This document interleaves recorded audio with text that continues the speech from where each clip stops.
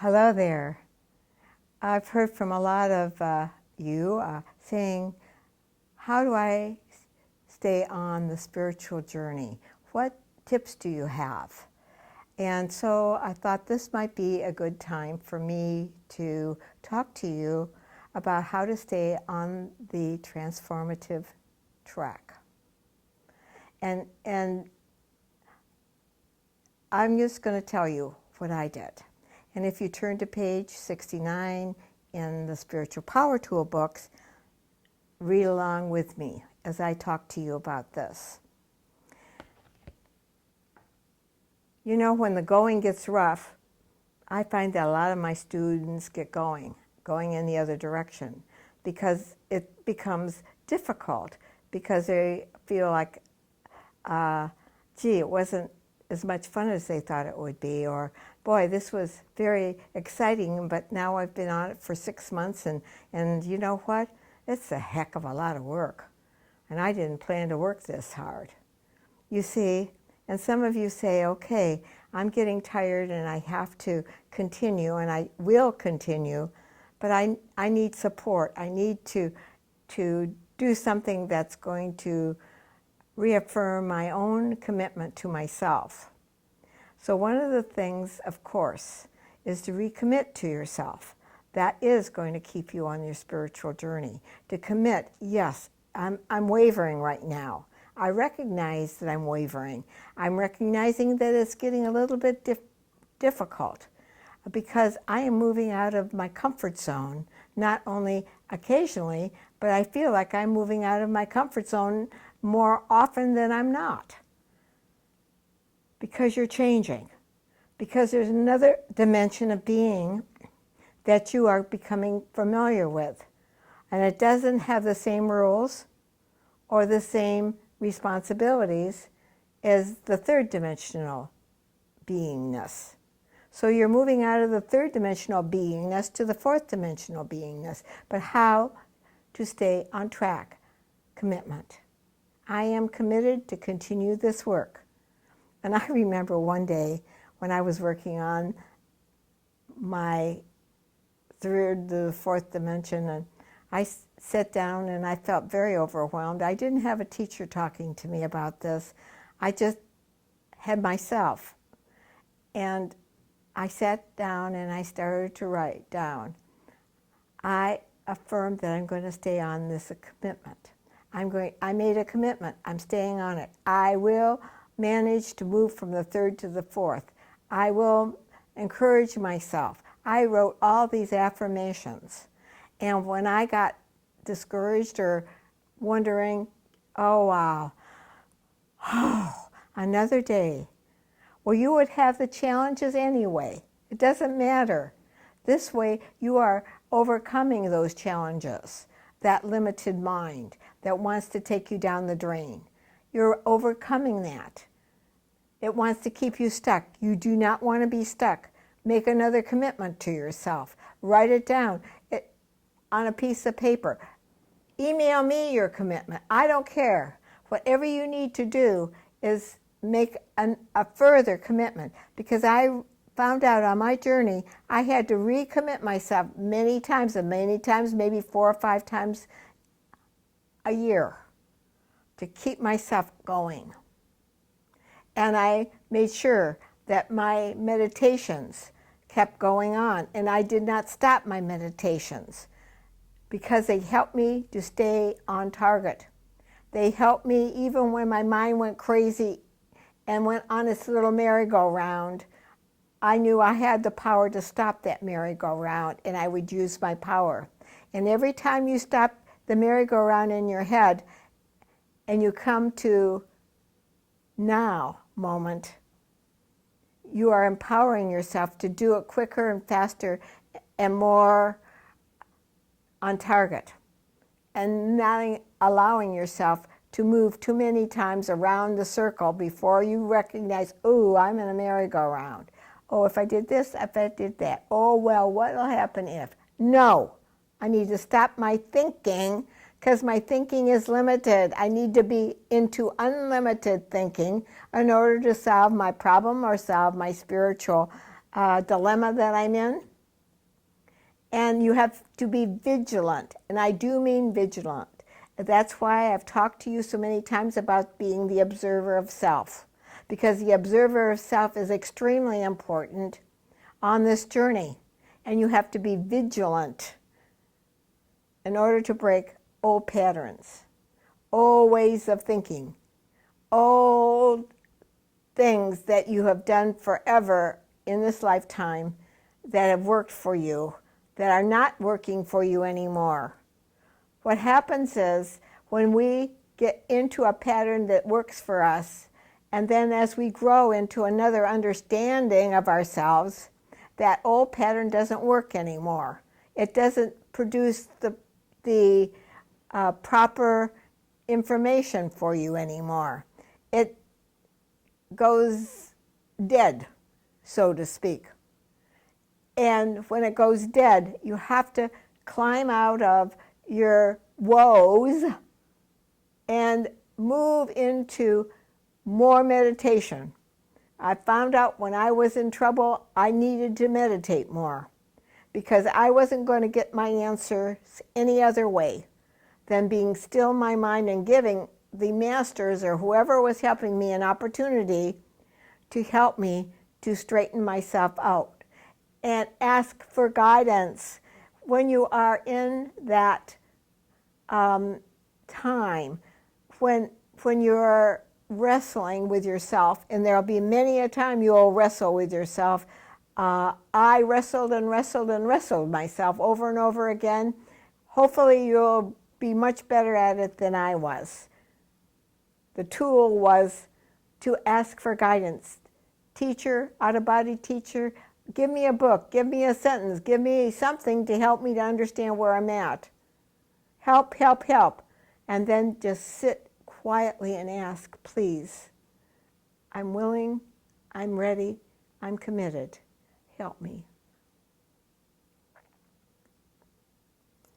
Understand that there is a presence within you, a power within you that can keep you on target.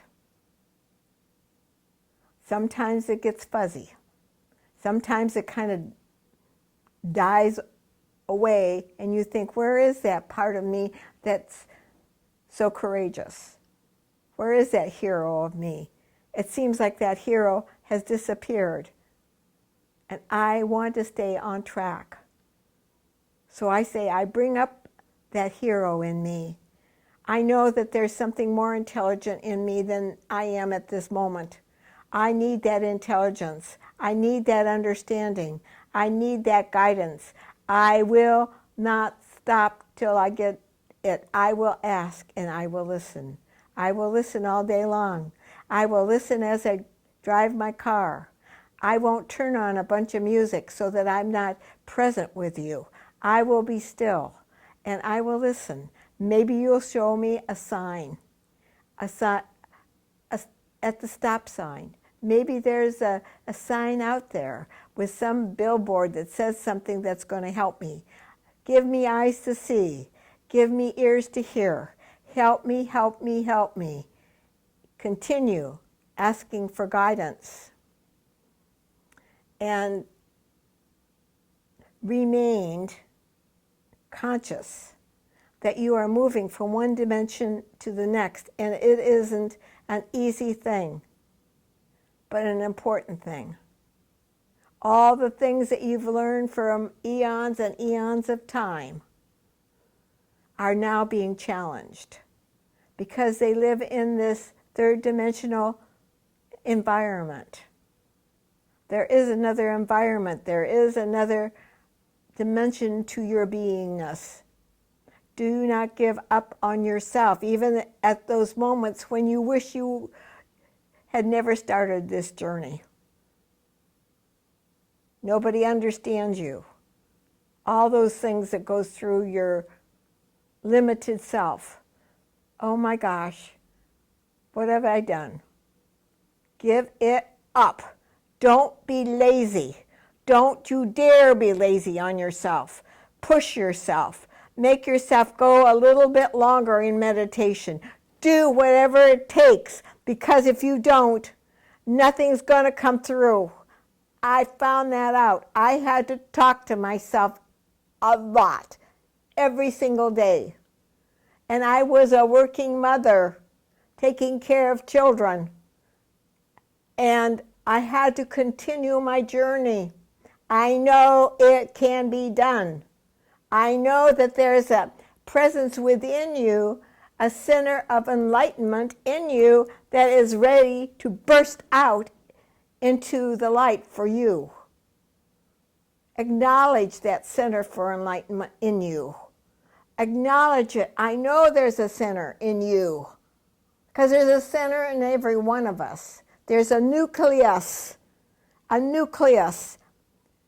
center that explodes within us and starts to help us if we but tap into that part of us that wants to do the work. And I'll tell you one thing that I found out, among 1,000 other things, was forgiveness always works. Forgiveness. If you don't know what to do with a person, forgive them. And then move on. Forgive, let go. When I came up against a person that I was having difficulty with in this journey, I forgave them as best I could. And the 7 steps process is wonderful, and I will be talking to you about that, but a lot of you already know the 7-step process, and it's in my Spiritual Power Tool book. And if you don't know it, go to the 7 steps and take that person up the 7 steps. Release them, forgive them, let them go, so that you are not attached to them and have to control, support, do all those things that you've been doing in order to see them differently, so that you can be the real support that they need and not the enabler. We cannot enable others. Give them what they want, then they'll like me. Give them what they don't want, and they won't like me. And it's important that everybody likes me. Well, get over it. It's important that you like yourself and appreciate yourself and say, I did the very best I could for that person. If they do something with it or if they don't, it's up to you. I'm sorry, to forgive them and let them have their moment, because they have free will. You can only do the best you can for them, and then their free will takes over. And your free will is not to try to influence their free will, other than just love them and support them, but not enable them. And it's so easy. Especially with my children. I found out so easy to do it for them. Tie their shoes, because it's easier to tie than to sit there looking at your clock. You have to get to work, and they're trying to tie their shoes. Teach them when you aren't in a hurry, so that they have it when you're in a hurry, that you don't have to step and tie their shoes. Oh, I found out my kids love to, at the moment when I was in the biggest rush, and they always know when you're in a big rush and you're trying to get someplace, that's when they don't want to get dressed. That's when they don't want to tie their own shoes. That's when they forget their books. That's when all those things happen. Yes. Why do they happen? Because they know that you will enable them. You'll run and grab their books. You will do this, that, and the next thing, because you have a schedule.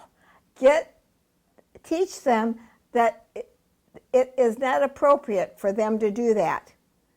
At a different time, when you have plenty of time to teach them this, because you are supporting their higher self.